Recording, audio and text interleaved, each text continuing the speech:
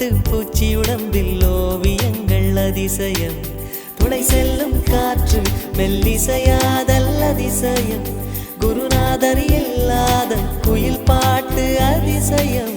அதிசயமே அசந்து போகும் நீ எந்த அதிசயம் கல் தோன்றி மண் தோன்றி கடல் தோன்றும் முன்னாலே உண்டான காதல் அதிசயம்